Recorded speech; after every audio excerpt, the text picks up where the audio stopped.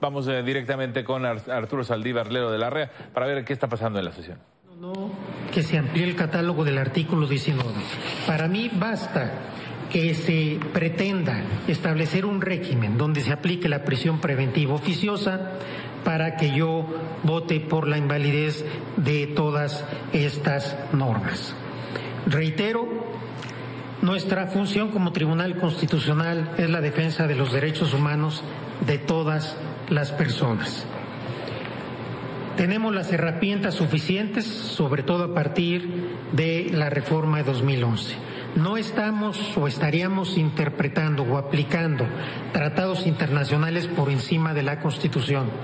Estaríamos interpretando la Constitución, estaríamos siendo congruentes con el desarrollo jurisdiccional y por lo demás yo reitero que la contradicción de tesis 293-2011 siempre la he entendido en estos términos hice mi voto concurrente cuando se votó este asunto y en estos términos voté el tema del arraigo hace algunos años en donde sostuve la inconstitucionalidad del arraigo a pesar de que esté en la Constitución. La prisión preventiva oficiosa, termino, me parece abiertamente inconvencional, incompatible con el sistema de derechos, contraria al artículo 1 y se debe prevalecer la interpretación del principio pro persona como preferencia de normas e inaplicar esta figura que me parece que lastima de manera muy importante a nuestro país. Tocará algún día que las fiscalías y los ministerios públicos acrediten y justifiquen cuando una persona tenga que estar con esta medida cautelar. Y por supuesto, como ya se ha dicho aquí, creo que ninguno de los que hemos hablado estamos en contra de la prisión preventiva en general. Estamos en contra del uso excesivo de la prisión preventiva y en particular de la prisión preventiva oficiosa. Por ello votaré por la invalidez de las normas, pero por argumentaciones y consideraciones distintas. ¿Alguien más quiere hacer uso de la palabra antes de la votación? Tome votación sobre el primer apartado. Sí, señor. ¿Sabe usted, Ortiz Mena? A favor del sentido del proyecto, apartando de consideraciones y anuncio un voto concurrente. Ministro González Alcántara Carranca. A favor de la declaración de invalidez y de la interpretación conforme propuesta en el proyecto, separándome de algunas consideraciones relacionadas con el principio pro persona y el principio de contradicción y la seguridad nacional, con un voto concurrente. La ministra Esquivel Hermoso. En contra de la interpretación del artículo 19 constitucional y en contra de la invalidez de las normas. La ministra Ortiz Alfa. En contra del sentido del proyecto, es decir, de la invalidez del 19 constitucional, anunciando voto particular. Señor ministro Aguilar Morales. Por cierto que no estoy proponiendo la invalidez del artículo 19 constitucional, pero bueno. Yo estoy a favor del proyecto y como naturalmente procede el ponente me corresponderá hacer el engrose. Adicionaré algunas de las razones muy interesantes que se han planteado que tienen que ver con el planteamiento general del proyecto, como por ejemplo los que expresó el señor ministro presidente, de tal manera que una vez hecho el engrose se someterá a conocimiento del Pleno. Yo estoy a favor del proyecto en esos términos, señor secretario. Señor ministro Padre Rebolledo. No comparto la interpretación que se propone del artículo 19 porque me parece que es innecesaria para la resolución de este asunto y excede la litis. Y estoy a favor de la invalidez de los preceptos impugnados por razones diferentes a las del proyecto y adicionales.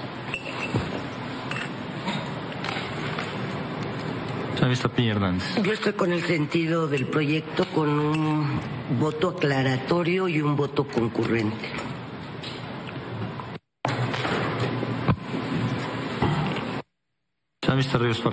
Yo estoy a favor del proyecto con salvedades en los incisos A, B y C, excepto por el inciso D, que voto en contra. Voto en contra de invalidar el inciso 3 del Código Nacional de Procedimientos Penales, el artículo 2, fracción 13 de la Ley de Seguridad Nacional en los términos que expuse en contra de invalidar.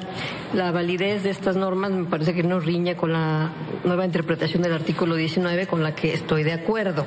Estoy a favor de una nueva interpretación de la prisión preventiva oficiosa, como propone el proyecto. Felicito nuevamente al ministro ponente y al equipo por la propuesta. No solamente me parece correcta, sino necesaria. Sobre el artículo 187 y 192 del Código Nacional de Procedimientos Penales, en las partes impugnadas, solo estoy de acuerdo con la inconstitucionalidad de los incisos 1 y 2, ahí mencionados, con voto concurrente en consideraciones.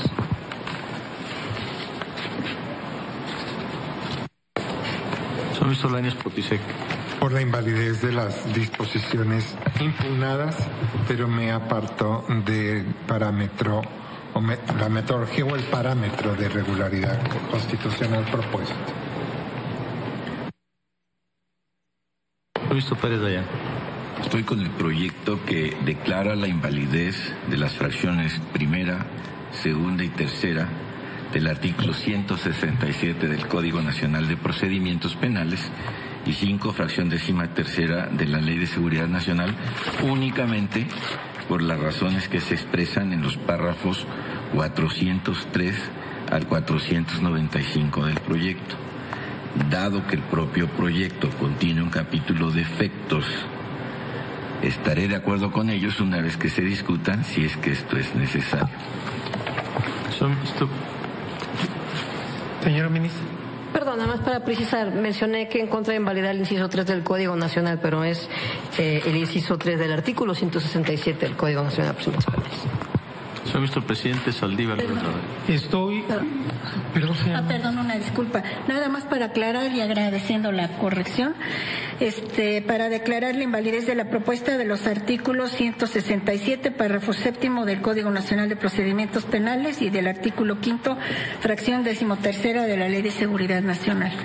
A favor de la propuesta. A favor. En contra. En contra. Es Muy en bien. contra. Es en contra. Gracias. Por la validez. Por la validez. Señor ministro presidente Saldívar Ledo de la Red. Estoy por la invalidez de los preceptos de ese apartado. Adelanto de una vez por los del siguiente apartado, por la misma razón, porque me parece incompatible la prisión preventiva oficiosa con el régimen de derechos, y en contra de las consideraciones, y anuncio voto concurrente. Señor ministro presidente, me permito informarle que por lo que se refiere a la propuesta de invalidez del artículo 167, párrafo 7º, fracciones primera y segunda, existe una mayoría de 9 votos a favor de la propuesta, con voto en contra de la señora ministra Esquivel Moza y de la señora ministra Ortiz Alf. Por lo que se refiere a la fracción tercera del párrafo 7º de ese artículo 167, mayoría de 8 votos a favor de la propuesta de invalidez, vota también por la validez la señora ministra Ríos Farjat. Por lo que se refiere al artículo 5º, fracción 13ª de la Ley de Seguridad Nacional, existe una mayoría de 8 votos a favor de la propuesta de invalidez, con voto en contra de la señora ministra Esquivel Moza, la señora ministra Ortiz Alf y la señora ministra Ríos Farjat.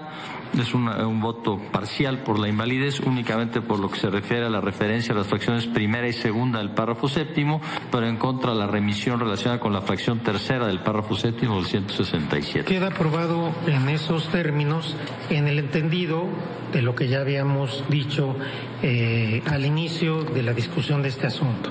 El señor ministro Luis María Aguilar revisará las versiones estenográficas y tratará de presentar la propuesta que haya tenido mayor consenso, tratando de que al menos 6 votos puedan generar la argumentación. Si esto no es posible, bueno, pues habremos que construir entonces el engrose quizás en una sesión privada. Yo creo que eso lo podemos definir después.